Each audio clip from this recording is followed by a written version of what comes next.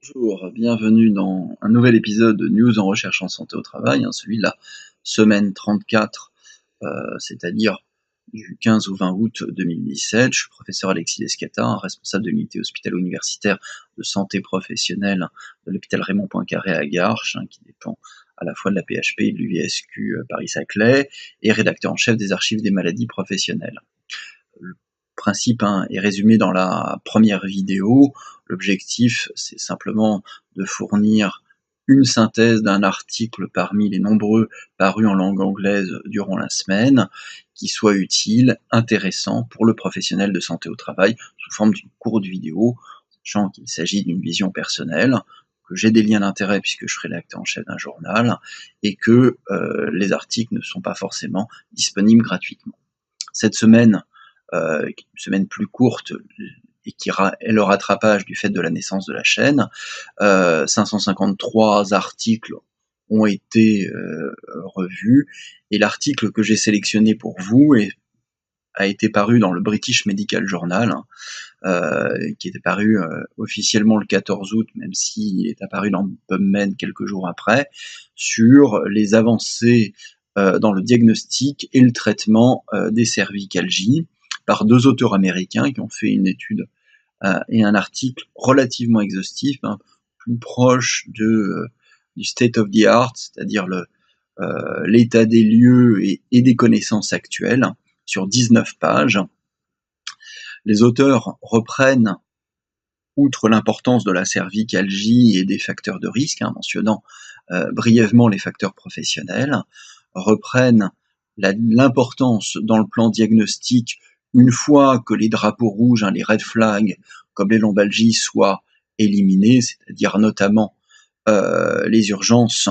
qu'elles soient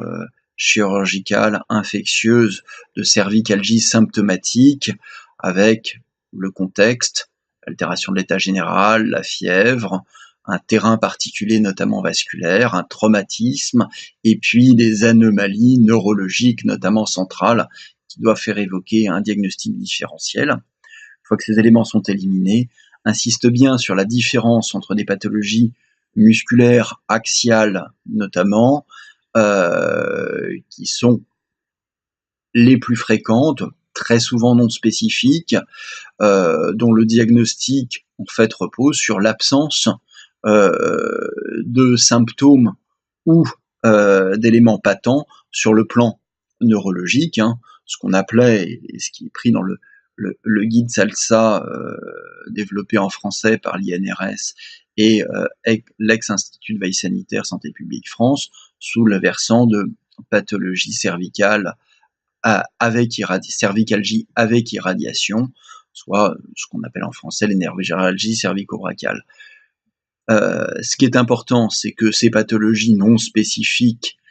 ont un traitement principalement médicamenteux simple dans les formes aiguës, avec des anti-inflammatoires non stéroïdiens, des décontracturants musculaires, avec un niveau d'évidence moyen. Les pathologies chroniques de ce type sont alors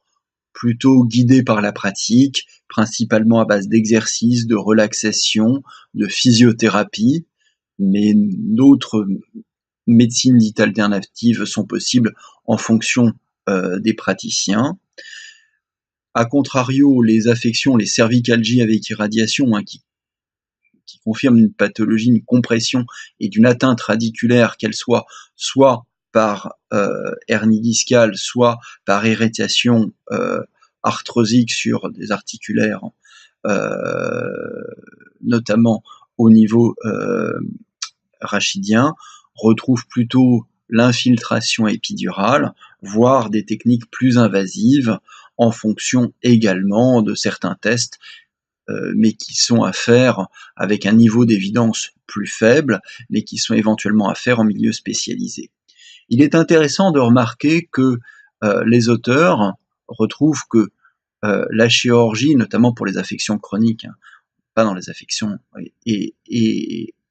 notamment neurochirurgicales aiguës, mais en tout cas pour les affections chroniques, considère que effectivement un temps d'observation clinique est une stratégie qui leur semble la plus raisonnable avant la chirurgie.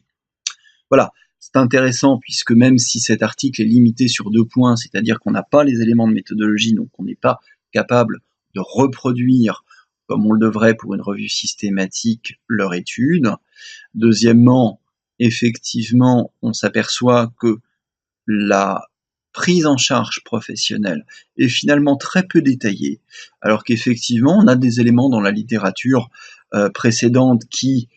sont relativement intéressants. Néanmoins, en tant que professionnel de santé au travail, les mesures préventives sont généralement, on les connaît, elles sont simples, elles sont basées sur le bon sens, et cet article fait une synthèse, une mise au point très détaillée de la prise en charge thérapeutique de ces pathologies fréquentes. Je vous remercie et je vous donne rendez-vous bientôt pour une nouvelle vidéo.